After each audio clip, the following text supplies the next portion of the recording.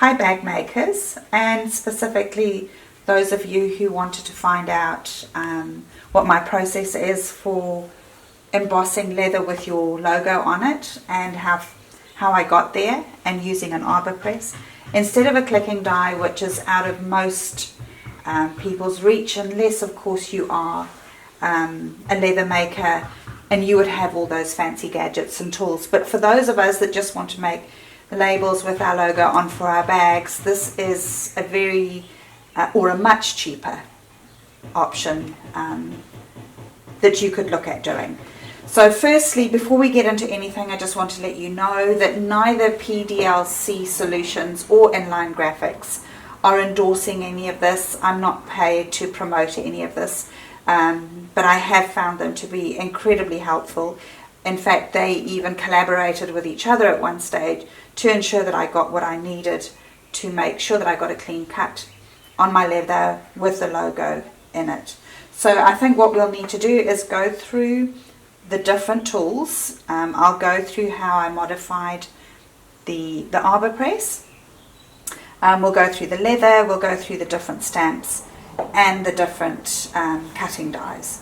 So these ones here were made by Solutions PDLC, and normally these would be made with wood, and you wouldn't be able to see them. You'd put your material underneath whatever it was, leather, cardboard, paper, fabric, and they would have a machine that would do it. So they've modified these so that I could use them at home, and they kindly put them into Perspex so that I could see the design underneath here and through here so that I could get my placement right.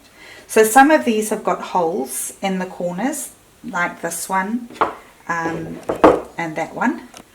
You can see in the corners there, and then this one still has the punches in them, so that when I put this underneath my Arbor Press and cut the leather out, it punches the holes at the same time, which helped to make sure that I've got the holes evenly spaced in all four corners. But as things progressed and I started doing things differently, I had these embossing plates made with raised sections in the corners that they do a slight imprint into the leather, and I could use my leather punch to make the holes. All of these though were made when I was knitting and crocheting beanies, and these leather patches were what I put onto the beanies. So these holes that I punched were for sewing, not for putting onto bags, but those holes are perfect because you can put your grommets and your studs into those and fasten them onto your bags in that way. So I have different sizes. I've got squares, I have a rectangle, I have a narrower rectangle here, and then this one is an oval one. Then we get to the stamps, and there are different stamps and they are different quality of stamp. There are these which are brass. These ones I had made overseas, and as you can see, this border around it here, whilst they are all beautifully made, this border is incredibly sharp. So if you're not using leather and you're using vinyl, and you don't actually want to cut through this, that's going to cut through regardless, because it's so sharp. It's not just going to make your stamp, it's going to cut your leather very close to your logo where you don't want it. So it's just something to bear in mind when you're having it made. You don't need to have this border put around it, but these were made offshore, they're not locally made. These are the locally made ones, and these are made by Inline Graphics. They're perfect, they're light. I don't remember exactly how much they were. I think these ones for this size was about $40. You need to send them your art as a vector file. It doesn't have to be a vector file. They can change your file for you. I'm guessing that would cost you, I don't know how much that is, but I wouldn't think that it would be too much. But if you already have a vector file, of course, that's perfect. These ones came with this handle, which screws on.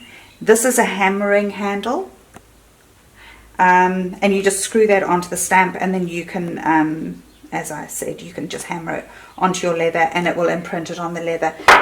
This smaller one here screws in as well, and this goes into a soldering iron which heats this up so that you can use different types of leather, not just veg tan, which is what I use.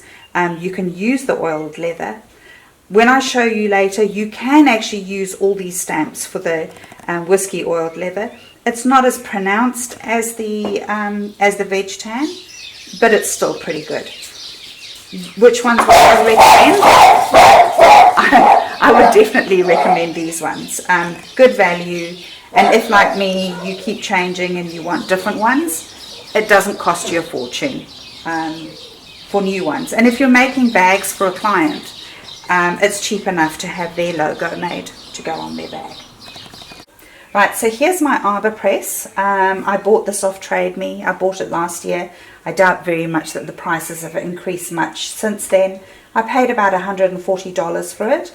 It doesn't come with this plate.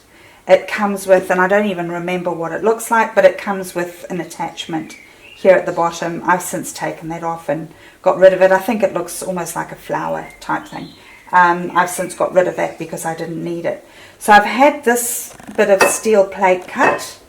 I had it done at a local metal shop here in Paraparaumu. And then what I did was I glued this piece of wood. My husband cut it for me.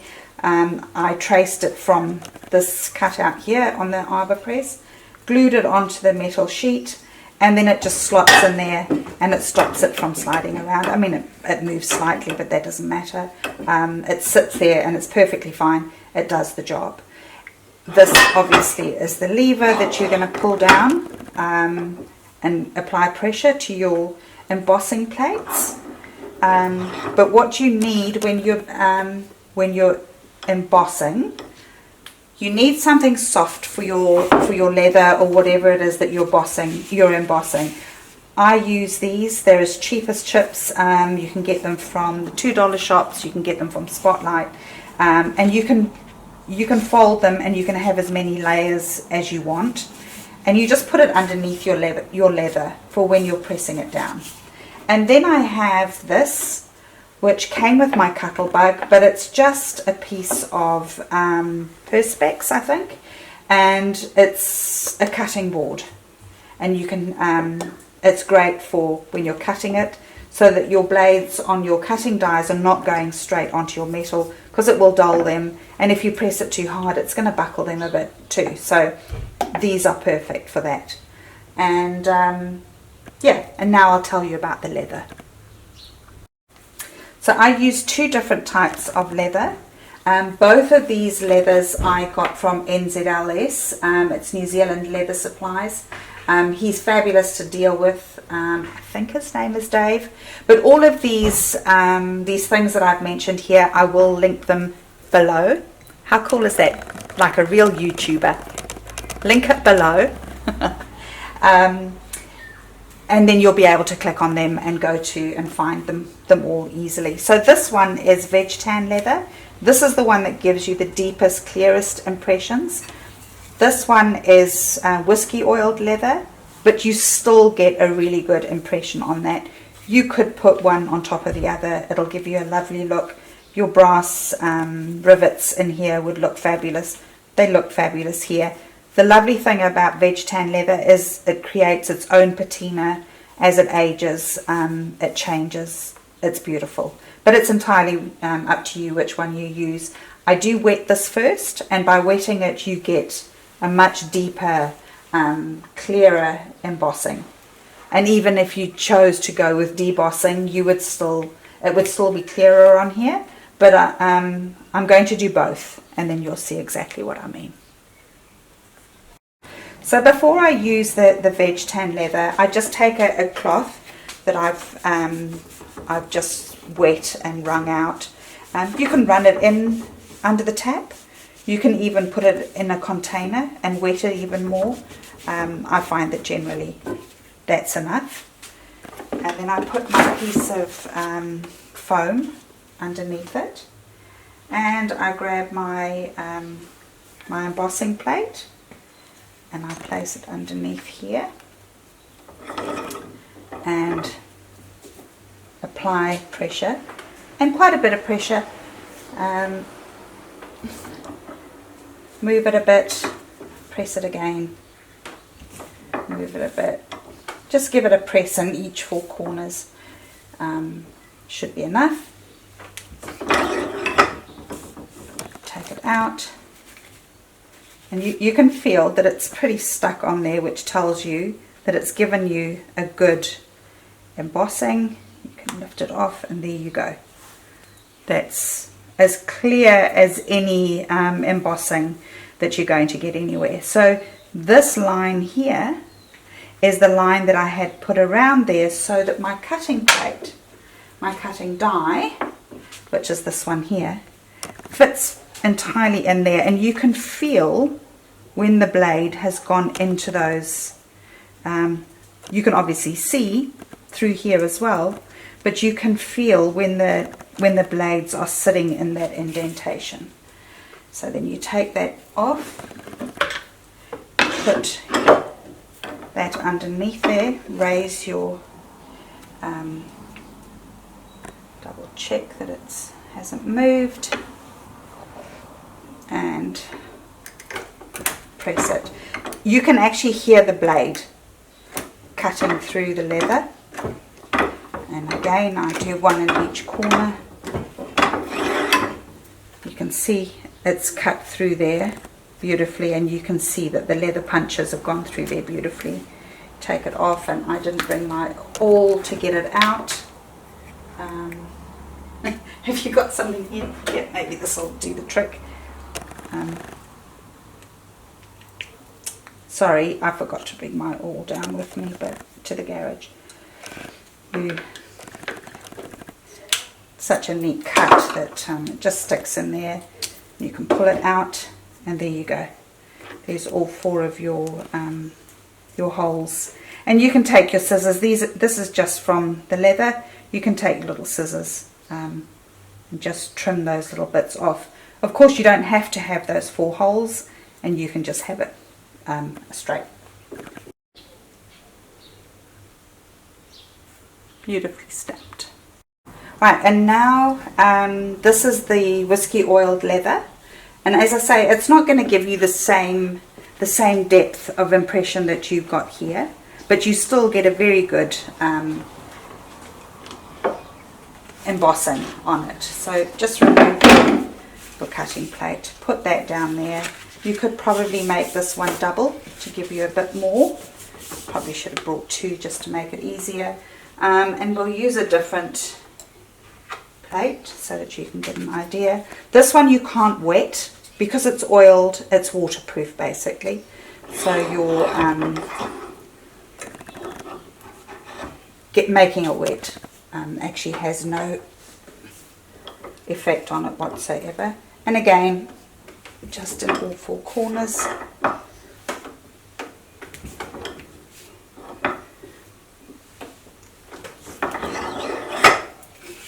Take it off.